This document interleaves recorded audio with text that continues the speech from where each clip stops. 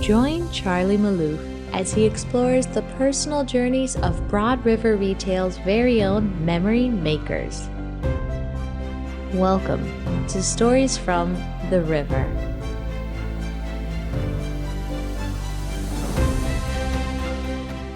All right, welcome to Stories from the River. We're here with a special episode with my good friend Johan Koornhof. Johan, welcome to the pod. Thank you so much, Charlie. Really appreciate it, man.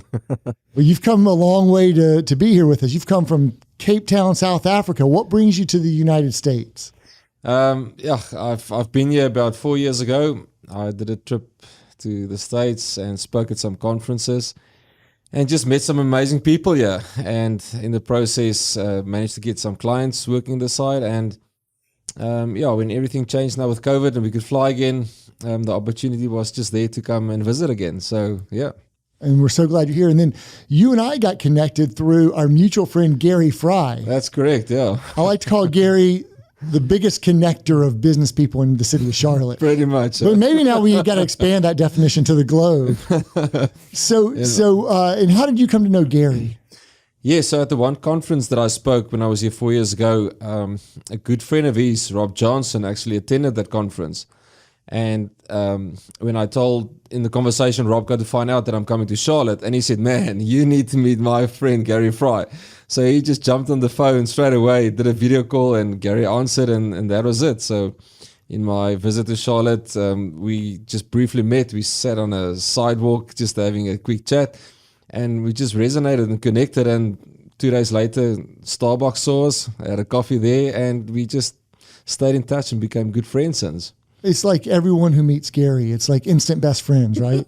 He's got that gift to make everyone feel like an instant best friend, and he's such a great guy. Yeah. And then I should acknowledge that we're recording in a special studio today at the Hoopah Grading Company because we have another mutual friend I do with Gary named Brandon Lindsay, who also runs a nonprofit called Dream on 3, but he works here at Hoopah Grading Company. And I was asking, our normal studio wasn't available for the time that you were here with us.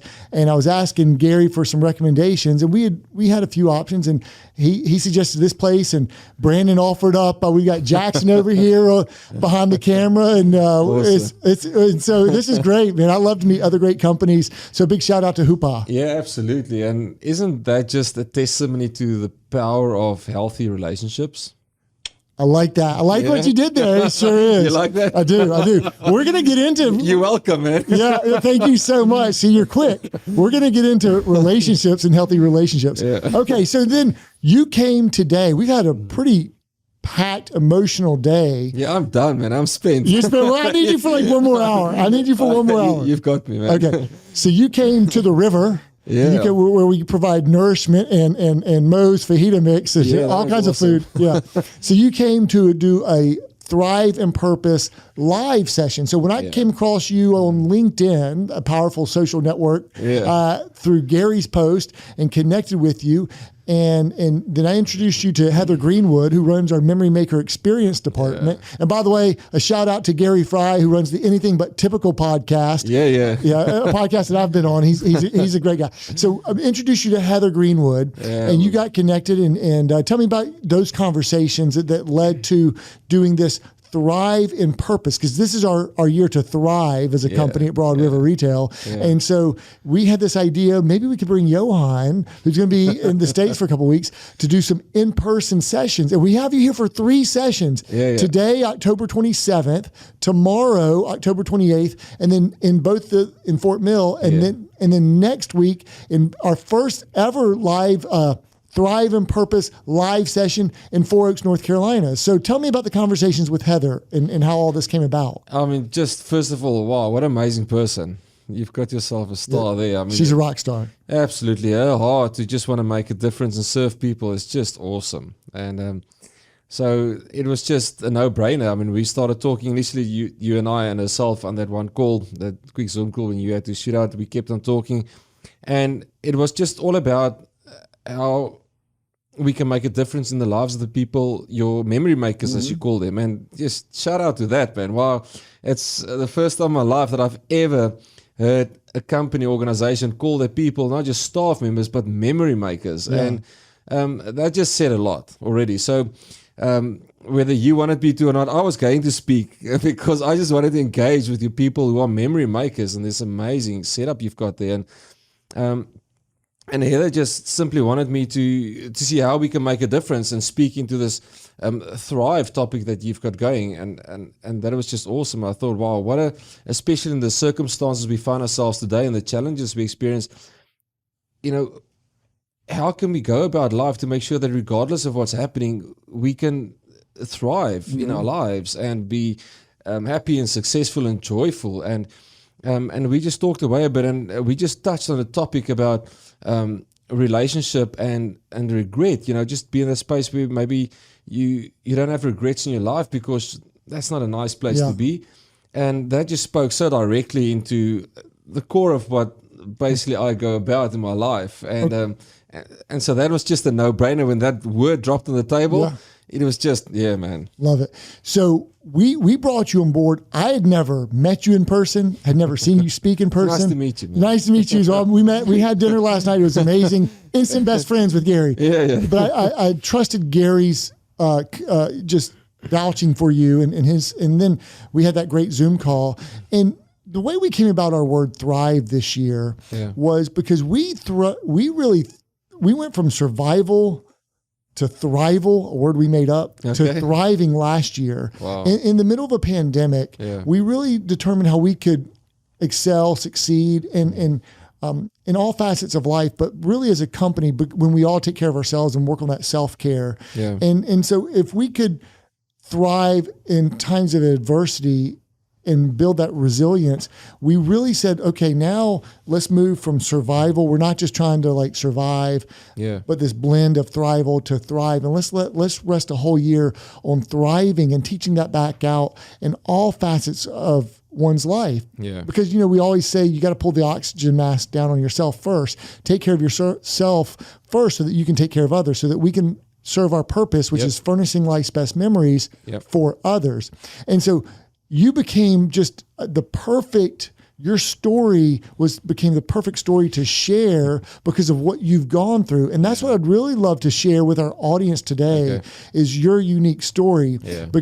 And tell us what the title of your talk was this morning. Yeah. So just thinking about your thrive and where we find ourselves today, especially after what the whole world have been through with COVID and the losses people experienced, not just maybe in relationships, but also in finances and work. And, it's almost like a lot of people have lost hope. And where do you go to from there? And it just came to me, man, that's thrive when all hope seems lost. Yeah.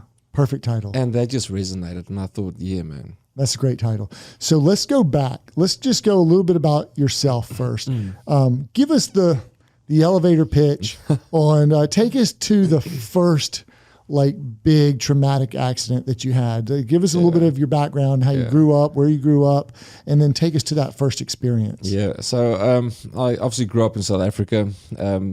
Traveled a lot because my father was a pastor. So he went from one church community to the next one. And eventually, my mom and dad got divorced, and my mom married again, and so we moved around a lot. And after school, I went to university in Stellenbosch, did my degree in psychology and also business management. And then from there, I started my corporate career. Actually, I got on the plane and went to the UK, to Scotland of all places. And it was an interesting experience. Me as an Afrikaner boykie there from Cape Town in South Africa, I could speak English, I understand English and read it, but I could hardly speak it. And then I go to Scotland of all places, with that accent. So it was a very interesting time.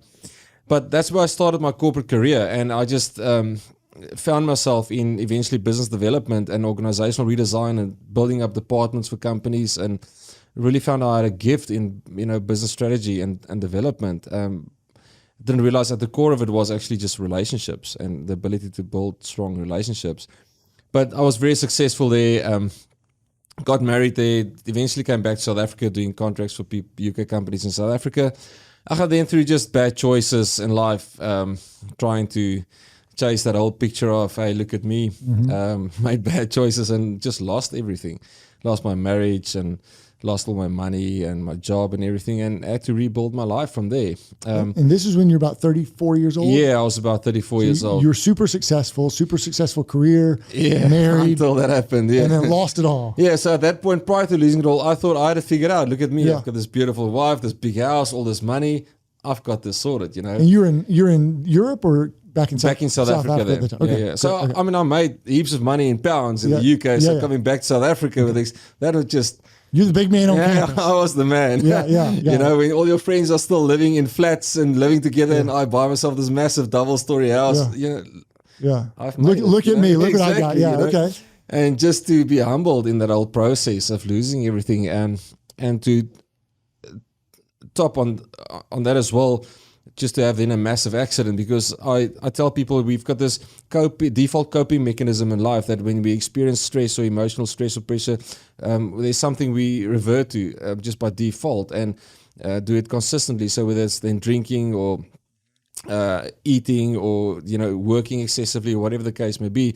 And for me, that was exercise. So when I started going through my divorce process, I just started exercising, and my choice of exercise was mountain biking. So I started mountain biking, and pretty soon, with the amount of time I was exercising and on the bike, I just became cycling competitively. And but again, if you don't deal with that emotional pressure causing that default coping mechanism, it's going to come to a tipping point in your life at some point, which did for me. And I eventually had a massive accident on the mountain bike, and my entire skull burst out on this side of my face, and my whole face burst open, my neck. And so, in a nutshell, medically, they couldn't explain how I'm alive, and I survived that.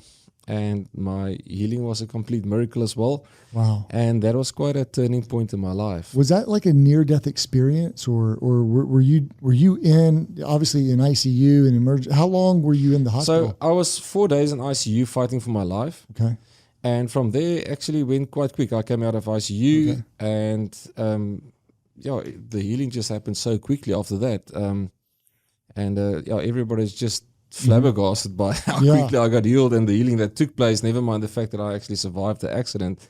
Well, of all, I like this phrase you used, default coping mechanism. Yeah. I guess of all the plethora of default coping mechanisms, exercise isn't the worst one in the world that you can have, unless it hits a tipping point and things aren't dealt with, which happened in your case. Yeah, you know. And so then after you recovered and you're trying to rebuild your life, you went through almost like just a purging or simplification process, right? Yeah, well, the thing is, what happened for me, Charlie, was that usually when people get a second chance at life, they say they want to become a better person. And maybe sometimes they do that and do it for a little while, and then life just carries on again. That didn't come up for me. What came up for me, interesting enough, was that the thought that if I had died that day, what is all the regrets that I would have had? And that was something big for me, because I thought, well, the worst place that you can ever find yourself as a human being, and we've all been there, and you will be there again, but hopefully not. Hopefully we can learn from what I'm going to share today and what we spoke about this morning, as that in the place of regret, that's a terrible place to be. And I just decided I don't ever want to be there. And so I made a choice to actually go and deal with all the regrets. Which is not easy to do.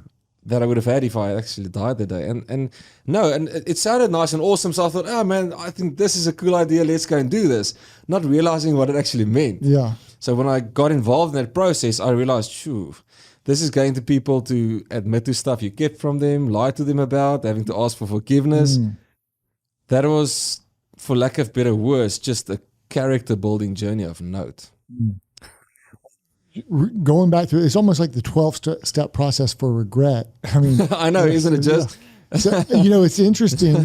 Regret can be a powerful motivator, and projecting regrets that we might have if we're at the end of our life and we don't do things, or if we die today and we did things that aren't resolved. And it's just this, Daniel Pink just wrote this book on regret that I think I shared with you at dinner the other night. He did. And he did the World Regret Survey, which is where my mind went to kind of bucketize or categorize the top 5 major regrets that people have, and so how we can avoid them. So you cleaned up all these regrets. And would you say you had a near-death experience on this mountain bike accident?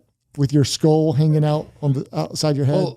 Well, I would imagine I did, but I didn't see it or experience that way because I lost my entire short-term memory for about 2.5 to 3 months. So every 20 seconds, everything was brand new to me, just like a goldfish, you know. You were like Johan the goldfish. Exactly, you know. So like my one friend, will be his birthday and I'll phone him, and a few minutes later I'll phone him again. Hey, happy birthday. And a few minutes later, happy birthday. And they just played along every time. Oh, thank you so much for remembering, my buddy. And it was an interesting time. Apparently, I can't remember. That is wild. That is wild. So yes, I don't actually remember that time. I don't know of it. Okay. So I can't reflect back on that as, man, I had a near-death experience. For me, it was just life and the awareness that, whoa, what is all the regrets that I could have had? And man, I don't ever want to be there in my life again.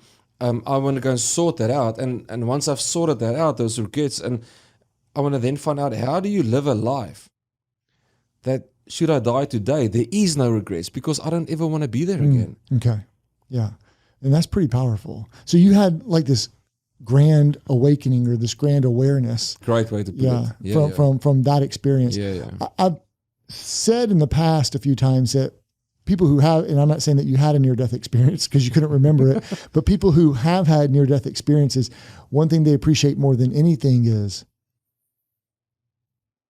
breath in their body. And that might be a good segue to the next incident that you had. So fast forward, I guess, a few years, you got married. So it's 11 years later, man. Okay. Yeah. So this was around 36, and then 11 years. So then COVID happens. Yes. Right. And this was last year. You caught COVID. Yeah. I pretty much went through the whole. But let me interrupt you for a second. Yeah. So what was your life like prior to catching COVID? So you're not living with regrets. You've resolved all these past issues. You even shared an issue where there was a theft issue with a company, and you cleaned that up, and there was a great forgiveness story. Do you want to tell that story real quick? Yeah, happy to. So when I built up this company in South Africa for a UK company, I actually stole money from them. But, I covered it up in the books that they'll never find out about it, because they're in the UK. I mean, they're so distant from me. I could basically do anything, and they just trusted me. Mm-hmm. And so eventually when I cleaned up my life to sort out all these regrets, I left that one to last, So I was just hoping maybe it's okay if I don't deal with that one. Maybe we could just... I've done all the rest. So most of them cleaned up. This should be good enough, man. Yeah. Come on. Yeah. But that one just kept on coming back and coming back and coming back, and I couldn't ignore it anymore. And so I got on the phone and I phoned the owner of that company, Reg Bamford, and man, I told him, I said, Reg, this is what happened. I stole money from you. This you'll find in the books, and this is the amount. And I'm not here to give any justifications or excuses, just to take full responsibility. And he just said, Johan, I'll phone you back tomorrow. Put the phone down. And I was like, oh man, anything can happen. They can, sue you, arrest you. Exactly. And that was the longest 24 hours of my life up until then. Yeah. And then the phone rang and he spoke, and just what he said was just so impactful in my life. And Rich's words to me was, Johan, it's not what you did back then. It's what you did right now that shows us what man you are. Mm. And wow, man, that just gave me the fuel to walk the rest of the journey going forward, and to where I'm today, to realize that we always use it as such a cliche to say, we humans, we make mistakes. But we usually say that to actually get away from the responsibility we need to take. Yeah. Okay. Yeah. We'll say, man, I'm just a human. We make mistakes. And so leave me now. It's over and done with us. Yeah. But no, we do make mistakes. But and that doesn't define you. The mistake doesn't define you. But it's what you're going to do after that that's going to define you. Okay. So you got past that. Yes. And he was gracious with how he handled that. And then, so what's your life like? So now you're in your mid 40s, and it's 2019, 2020, pandemic hits. What's your life like around that time? So now I eventually got married again to a beautiful girl, Elian, and we've got 2 little boys now. So I'm 47 now, and she's 44. So we started obviously really late, but again, because my second marriage, but her first marriage, and she was just sent as an angel to me. And so we've got two little boys, Lucas, who's now 6, and Christian, who's 3 years old. But as a family, because we live so intentionally about our relationships and what we want from life as a family, we are enjoying just a wonderful family life. My business is successful, doing what I'm doing. I get the opportunity to speak into the lives of so many people, whether it's at conferences or and events, or what I'm doing as at the core of my business, mentoring C-suite executives and business owners across the world. In all contexts of their lives to help them be healthier and better, and be the one place where they can be safe to be vulnerable. And from that space, that's my working space. So I'm just enjoying life and happy to and then be doing that. You were like, I just want to get this COVID thing over with.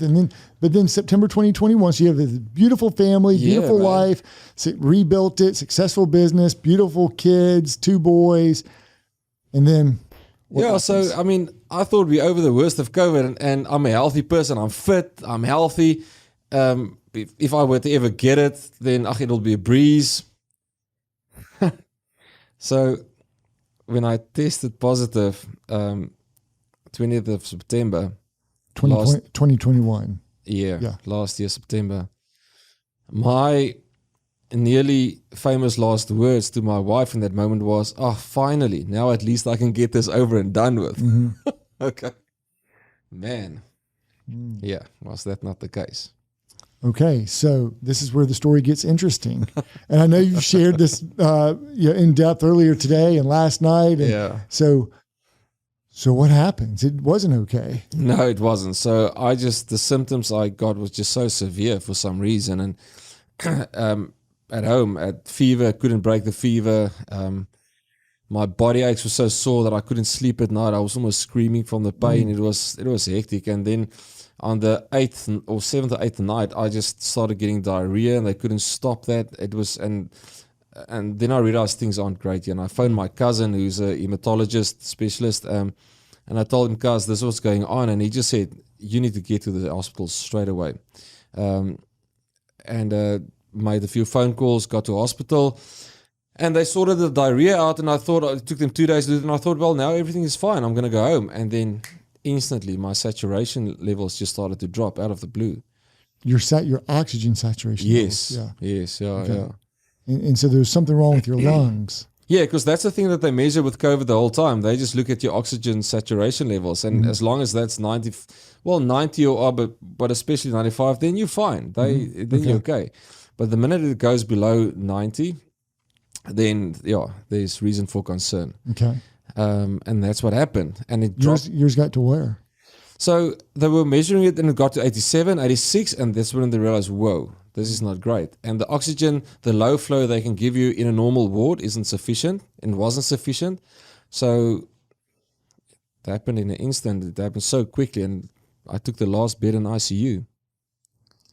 And so how long were you in ICU? I mean, you had this experience you went through. What was wrong with your lungs? So at that point of time, obviously we didn't know, because no x-rays was taken and anything like that. So I just went to ICU, and they put me on a high flow oxygen there, and I felt all right. But because I didn't realize what oxygen was about and saturation levels, so I didn't realize how much oxygen they were pumping into me, and what that was actually doing to my body, and keeping my saturation levels where it need to be, only just up to 90. They couldn't even get it up higher than 90 with the high flow oxygen. I think it was about 6 or 7 liters per minute they gave me at that point, or 8 liters in ICU. So I thought, I'm fine. I feel okay. I'll be out of here soon. And then the third night in ICU, things just changed dramatically. I was one moment still feeling perfectly fine, and then just after 3 in the morning, I just really started struggle breathing. It like someone was just suffocating you, and you're struggling to take a breath. And the next moment, it was just alarms going off. I mean, you've got so many monitors attached to you, front and back. It's just crazy.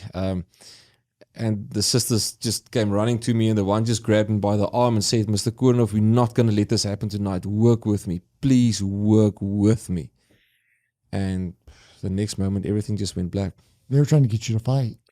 And your body was going the other direction. I didn't know what was going on. For me, I didn't even pay attention to oxygen saturation. I just thought I'll be in for a while and then going home. So I didn't pay attention to nothing. So what was happening in that moment, I didn't know. And it happened so fast that when your saturation levels drop that fast to that levels that mine went to, there's no reasoning. You pretty much lose brain functioning. So I literally, in a matter of seconds, and that was 16 minutes past 3 in the morning a.m., lost my consciousness and I was gone. And I was literally just still breathing out of reflex.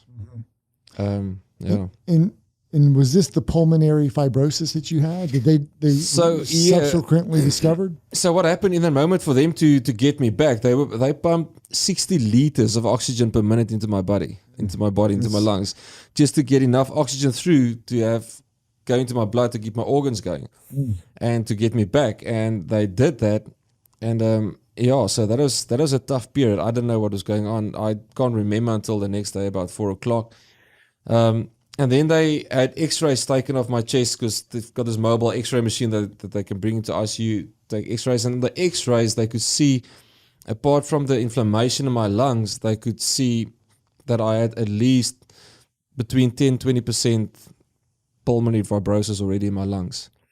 Now, that was, I didn't know anything about nothing where that stuff was concerned. And to then understand that if you've got any form of fibrosis in your lungs, it's not good. Yeah, you've got 3 to 5 years left to live. And there's not a cure for it, right? There's no cure for it. And the thing is with fibrosis, so it's scar tissue in your lungs.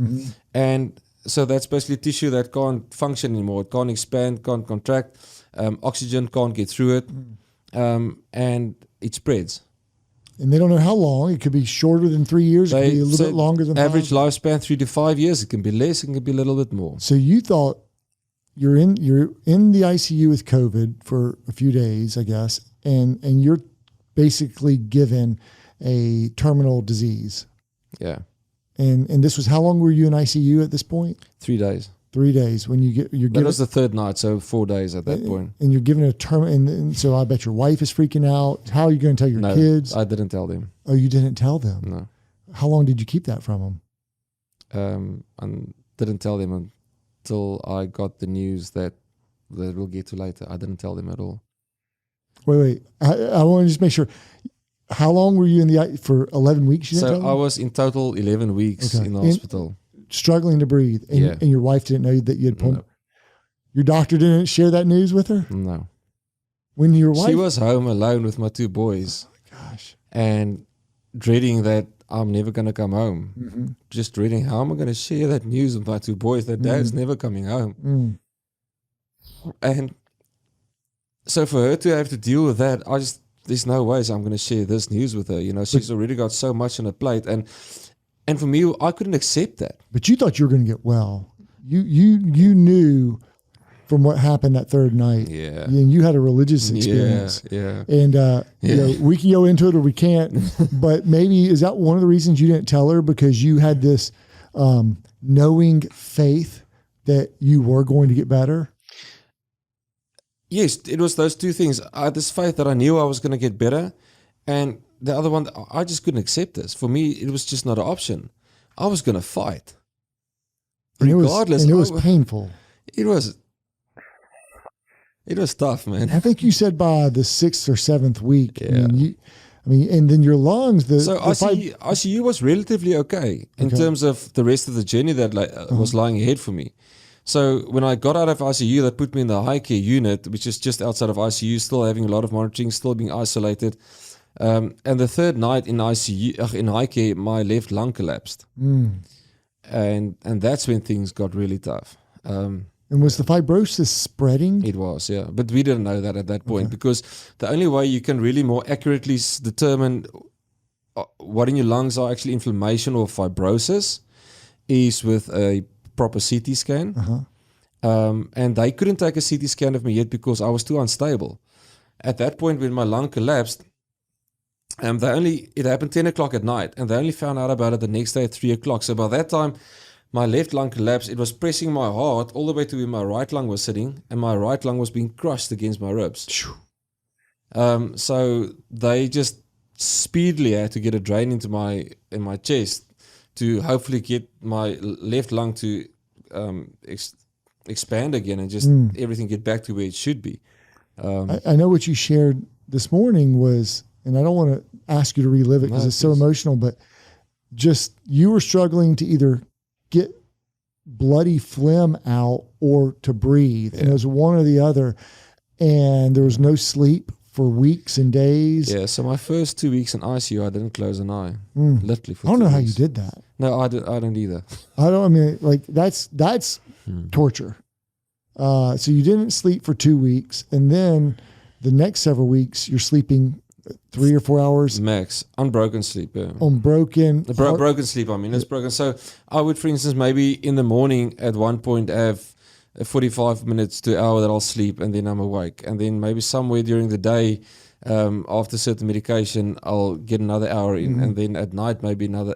It was, and the rest of the time you're awake. Yeah. And then your posture, are you laying down? Are you face down? Like what's your posture? So in ICU, I was lying flat on my stomach with an elevated bed just to get all the energy going to my lungs and not into the rest of my muscles in my body. So hoping to get my lungs operating, and that's what they did there. But when I obviously left ICU and went to high care, I was on my back, thinking things are going to get better now, and then my lung collapsed. And when that happened, I couldn't move on any of my sides. It was so painful trying to just turn to your side and the pressure on your lungs then, that was excruciating. So I was lying flat on my back, and that was it. And I think it was maybe around 9 weeks, they let your son come visit you? Yeah, so just like you said, when it came to about 6-7 weeks, I stopped counting at about 148 needles that was pressed into me at that point of time. And having to breathe like that, like I said, you're fighting for your breath every single second, and that just drains you, makes you so tired the whole time. I mean, with the levels that my oxygen was at, you physically don't have oxygen in your body to get the energy that you need. Never mind fighting, like I have to keep fighting to breathe as well. And then when my lung collapsed, and that was added on top of it, and like you said, the phlegm, so what happens is the phlegm comes out of your lungs because, I mean, the inflammation in your lungs is just insane, and now the phlegm comes out, it's all bloodied. So it comes into my throat, but I mean, I couldn't... You didn't have the power to get it out? Yeah, I couldn't like blow my nose. It's just... Yeah. You don't have oxygen in your lungs, and you don't have power in your lungs to actually... inhale to get enough oxygen to squeeze it out again. So the phlegm would come and sit in my throat, and then I can't breathe, and I've got to get it out. Then I start coughing, and that took me about 20 minutes to just somehow eventually that bit of phlegm just comes out. But by that time, you're knackered. I'm fighting for my breath, literally just to survive, just trying to get my breath back again. And that takes about 20 minutes. And once that has happened, now I've got to get my heart rate back down. And once I get my heart rate back down, to start just breathing relatively easily again and get my saturation levels up. Because the minute I just lifted up my arm, the energy it took to do that, my saturation levels would drop into the 70s. And so this goes on for weeks. So when you get into that level, sometimes you're up anywhere from, say, 64 to 80 saturation levels, your body basically should collapse and die. And somehow you survived. They call that cyanosis. And your doctors are waiting for you to, and nurses essentially to die. I mean, you've got to... That's after that we didn't speak about. So the CT scan, they then realized, well, something's wrong, because my left lung, when they took an x-ray again, they just saw it's not expanding. It's not inflating. So something's wrong there that they can't see in the x-ray. So they had to take the chance to go and do a CT scan. And we did that. And when we did the CT scan, we got the bad news. They saw that my lungs were completely shot with fibrosis. Okay. In my specialist's words, and confirmed by many other specialists and lung specialists in the hospital as well, and other hospitals, his words was, Johan, you've got little to no lung tissue left. So you're in the single digit of lung tissue, like 5% lung tissue or something. I actually asked them this very question, percentage-wise, what you say. They said, we can't tell you, but looking at that CT scan, Johan, maybe that little spot there may be some functional lung tissue where oxygen get through. Apart from that, there's none. So they were waiting every second of every day for me to die because in essence, oxygen shouldn't be able to get through my lungs because it's just all scar tissue. Fibrosis has spread. You're 11 weeks in. Oh, and then they saw there's an air bubble in my left lung. And you've got an air bubble in your left lung. Your lungs are all jacked up with fibrosis. Yeah. You haven't told your wife that it's fibrosis, but everyone's waiting for you to die except for you. You're still fighting some way, somehow. Is that, do I basically have it? Well, everybody in the hospital that knew about it, they were waiting for me to die. Okay. So I was being watched like the eagle. I mean, if I ever pressed the emergency button, within seconds, they were just and then medical at some point, people there. And then at some point, did you get released or you had this, all of a sudden your lungs felt better? Like, were you in the hospital or you at home? That was an interesting statement. And so they didn't feel better. What was happening, it was stabilizing. So that was an interesting conversation I had with my specialist. He said, Johan, your lungs aren't going to get better. But what we are hoping for is that today it's going to be stable.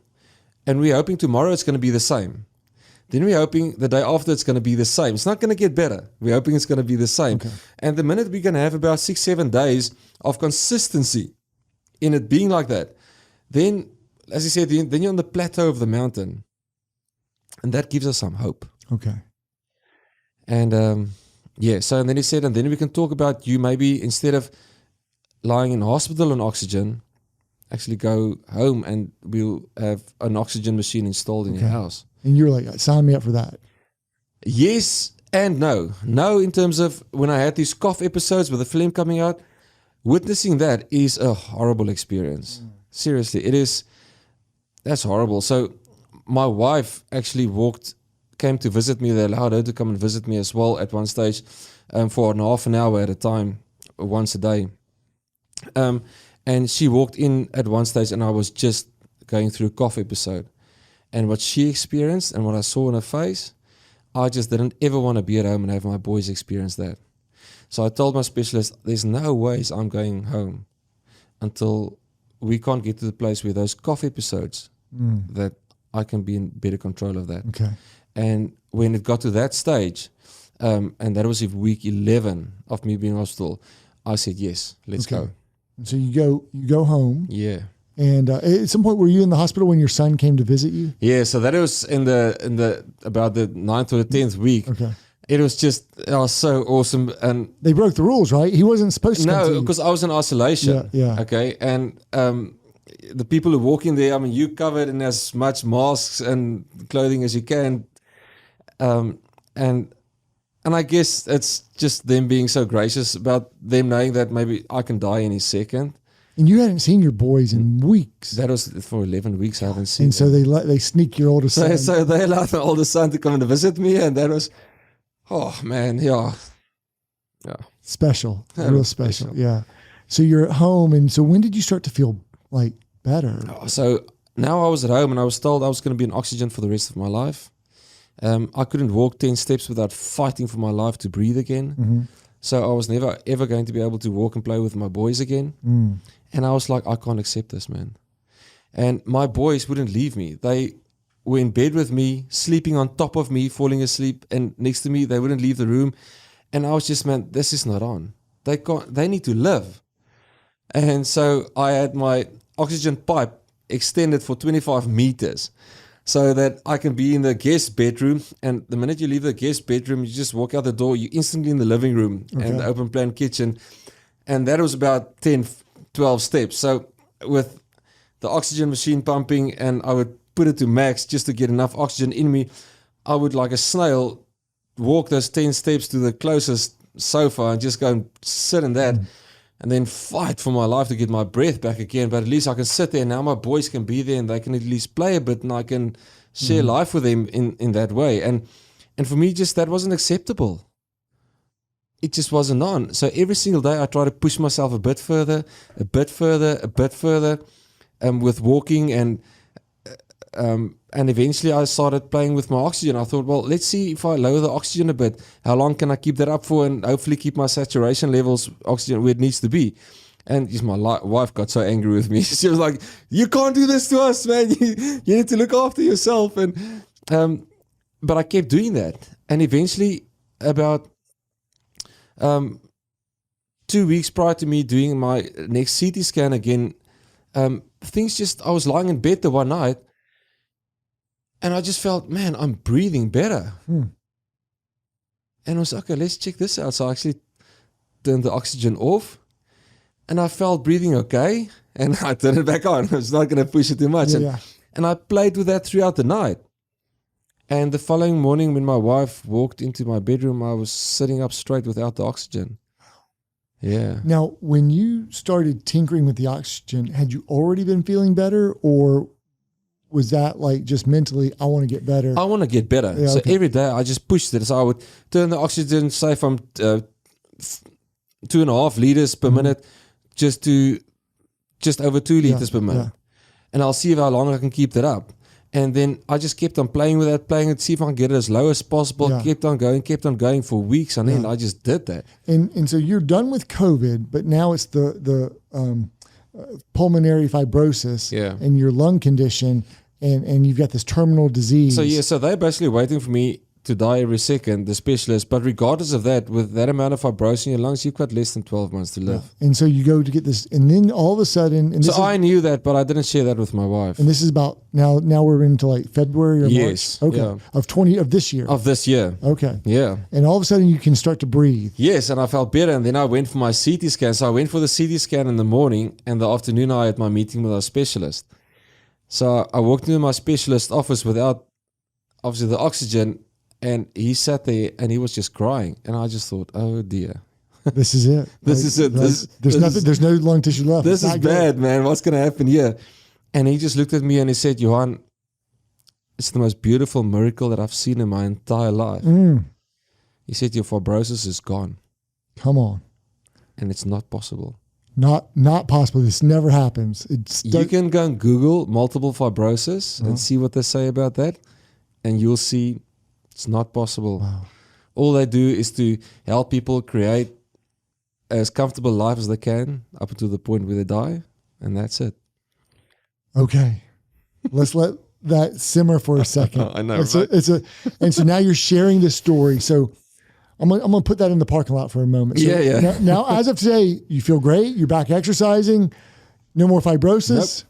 It's all gone. And this was 7 months ago? Yeah, that was March. Yeah, March. We're in late October now. So, okay. So, and what were some of the other, going back to the regret question, and then I know you talked about character and give us some of the other things that like love and trust and character, and give us some of those other things that you talked about today. So, yes, I mean, I was asked the question, and especially by my specialist, Johan, how did you manage to fight and keep fighting like that? Because in their lives as specialists, they've never ever seen that. And in essence, to keep fighting like that at the oxygen levels that I did is not really, it's highly unlikely, according to their words.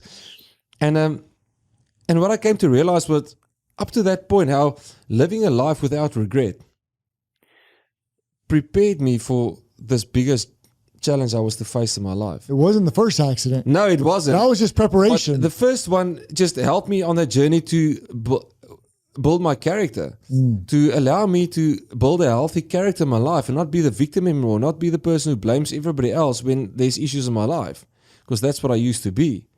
But now building my character, sound character, and from there to realize how to build relationships, because all success and failure in life takes place in the context of relationship. Whether we like to know it, understand or believe it or hear it, that's the truth.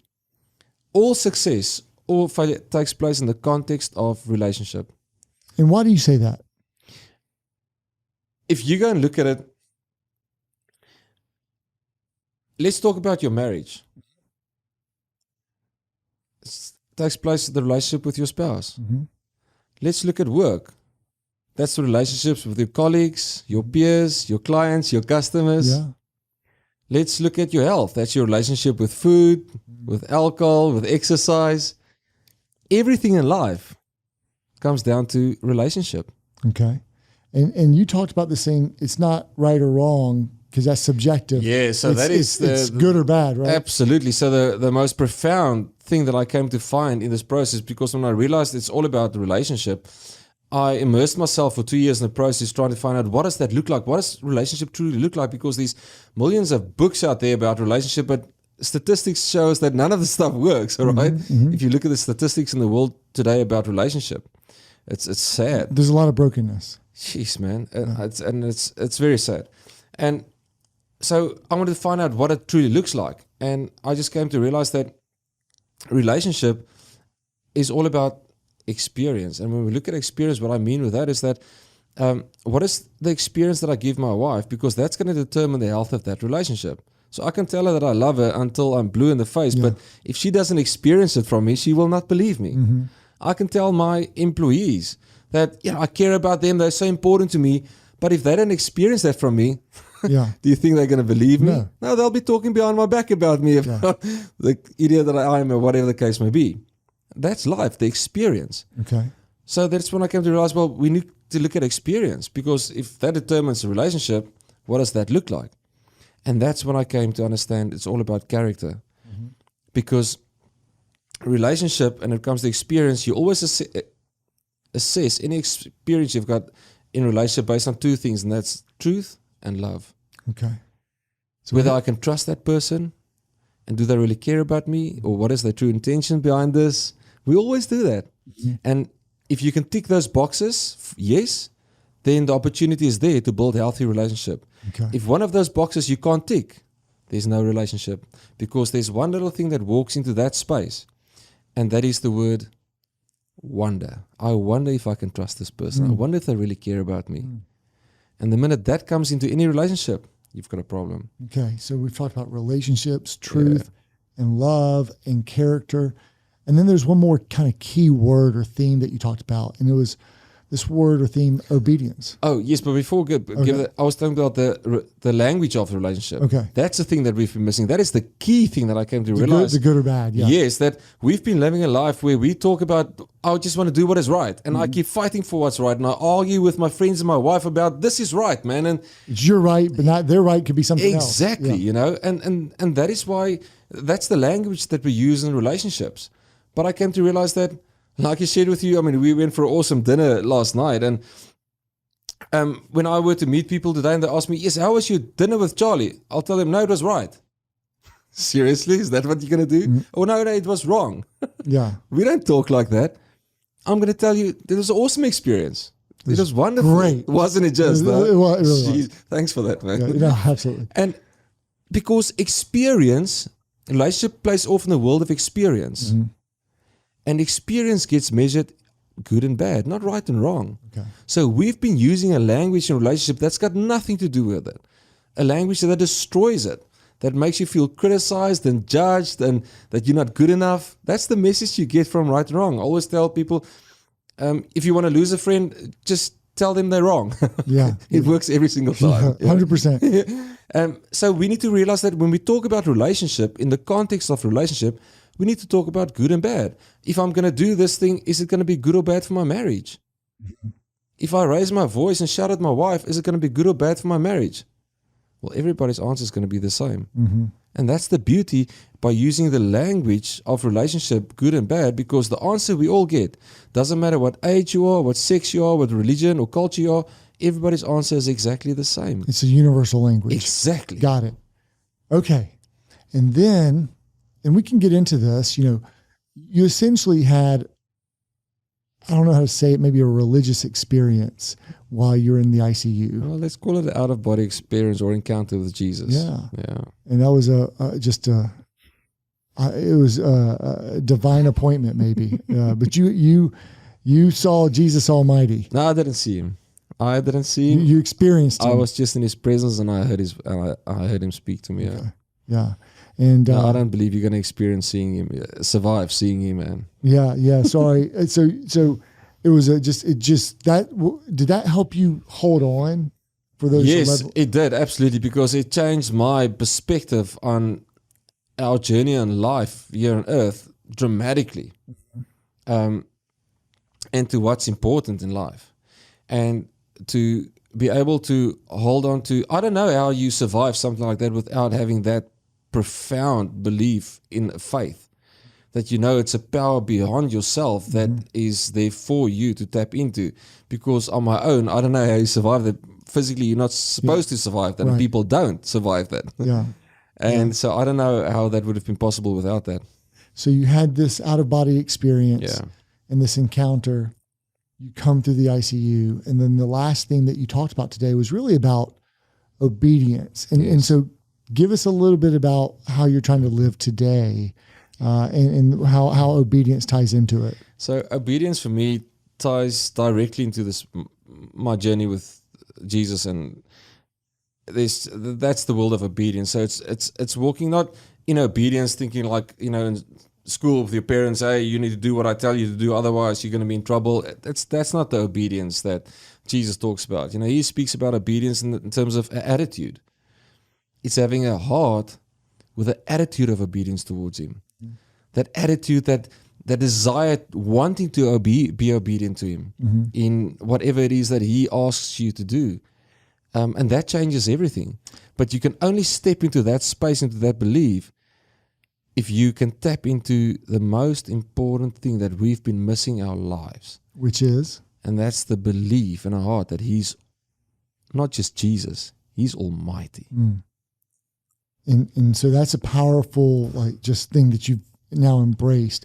And you said something about one of your habits. You don't wake up at 7, 8 o'clock. You get up pretty early now, don't you? No, not on purpose, but I'm not the greatest sleeper, but now I do. I sleep like a charm most of the time. But when I do wake up, whether it's 2 o'clock or 3 o'clock or 4 o'clock in the morning, usually in the past I would then struggle and fight to want to fall back asleep again because, man, I need the sleep. Where now it's different. When I wake up that time, my first response is just by default, Jesus Almighty. And you're just trying to set your heart. I just want to make sure that the attitude of my heart is where it should be. To pursue obedience. Your will or his will? His will. Yeah. Your will be done. So then I'll put my whole day ahead of me before him. I'll say, Jesus, today I'm going to go and speak at Broad River Retail. If that's not your will for me, close the door. Okay. I don't care about the money or anything. Close the door. But if it is your will, then bless that time. Yeah. That your will be done. Not my will in that, not what I want to have happen. I'm not in control. He's in control. And that's where the freedom comes in. The freedom that I know that what's going to happen, what he wants to happen is going to happen. I just need to be obedient and get rid of all the noise in my life so I can hear his voice. And have you found your purpose through that? You talked about purpose today. Yeah. Isn't that just amazing? The minute you walk in obedience, you don't have to try and figure out your purpose. Then you are walking in your purpose. Because he has set out your purpose, not you. Not you with your plan and going to figure out in this 2-day breakaway what my purpose is according to these steps. And what? No. Purpose, true purpose, is walking in obedience with Jesus Almighty. And it simplifies it simplifies everything. Okay. All I have to do is just to make sure that I'm in a place where I can get rid of all the noise in my life so I can hear his voice, and then walk in obedience. Well, your story is certainly amazing, Johan. And if businesses want to contact you or reach out to you, I mean, there's certainly a secular version. Yes, absolutely. And there's a version that's what you've lived through, which is real, which is medical science can explain it or not. I mean, it is what it is. I mean, look at the fibrosis and the stats. Here I am. And then if someone wants a more of the spiritual element of it, you can provide that as well, because it's also authentic to who you are. And you're not trying to shy away, but you can certainly speak to any audience and help people find how they can thrive when all hope seems lost, which is what you found. And I trust that that's the way you're going to live your life from here on out. And I'm so grateful that our paths have crossed. Yes, thank you. And it was a blessing to have you at the river, just pouring out into our people today and this afternoon. And how did today go for you? That was wonderful. What was actually a great experience for me initially when we got there was just to see the people almost like seeing each other there for the first time since COVID started. And I was like, wow, just see how awesome this is for people just to connect again. Yeah. Because we were designed for a relationship. Yeah. We were created for relationship, you know? Yeah. Well, And that is why that is so critical for us to have interaction, but know how to do it to build healthy relationships. Isn't that just one of the biggest problems all companies face is people problems? That's right. That's right. Everyone's talking about people problems. Exactly. Right? You know? And it's about relationship. We need to learn how to build healthy relationships, how to restore the relationships that's been damaged, because a lot of that has happened, how to restore that, and then from there, how to live in a way that I can build and maintain healthy relationships. And that's what we do. And we had a nice little welcome poster and sign and a committee for you. Yeah, you guys go all out. Seriously. When I walked in there, I saw this. Jeez, I didn't see this coming. And you guys don't hold back, I have to say. Thank you so much. We like to treat you like a VIP, like you deserve to be treated. And so you're going to be back tomorrow, and then you'll be back next week in Four Oaks at the Rock. Yeah, I look forward to that. We're super excited to have 3 in-person sessions for our people to connect. We had people from every department, from operations, from customer experience, from corporate office, from human capital, from retail. Yeah. And so it's a blending of all these different people coming back in person, doing a relationship, having this shared experience, getting to hear from you and your authentic truth. And so thank you so much. And thanks for joining me on the podcast. I know I added this to your day. It's wonderful, man. Thank you. And and thanks for having me, Charlie, and just for you and Manny to just create that environment and expose your people to opportunities like this to help them grow and get better. I just applaud you for that. 100% Manny for that. That's awesome, man. It's so important. It's about the memory maker experience. Yeah. And that's really important to us. And investing in your people like that, you're going to reap the rewards of that. Well, that might be a byproduct, but it's really, we really care about their development and how we're stewarding that. And we always say we'll grow as far as our people will take us. And that Spot on. Yeah, their success is our scorecard. That's and truth, man. We want them to be successful. Yeah. And it's been great to have you. And where can you. people connect with you, Johan? I'm going to be obviously in the States, but from Saturday onwards until Raleigh. I'm going to be in Raleigh until the 16th of November. Okay. Traveling in and out there to other states just to do talks. But obviously then flying back to South Africa. But I'll come over to the States next year again a couple of times. But they can reach me at my email, my website. All my details is on my website, which is... We will list all that in the show notes. So then they can just look at all the details you're going to put on there, and that's where you can find me. LinkedIn, WhatsApp, Twitter, I don't know. Website. Yes, LinkedIn and my website will definitely do that. And I know if anyone wants to connect with you, you're happy to connect and share your story. Absolutely. I encourage any company who's listening today to bring you in and let you speak to their folks. And it's been awesome to have you. Yeah. And so listen, that's a special bonus episode of Stories from the River. This is how we do it, Johan. So plug in, Matt, do us a favor, send us some feedback. We'll send you a special gift. Maybe we'll get Johan to help us send a special gift, but we'll send you a book or something and give us a feedback. Mash that like button or subscribe button and listen wherever you watch on YouTube or listen wherever you catch your podcast. I'll listen on Apple Podcasts, but Google, Spotify, Amazon, wherever you or your podcast player of choice. Thank you so much. Appreciate you. Thanks for having me, man. Absolutely. Thank you.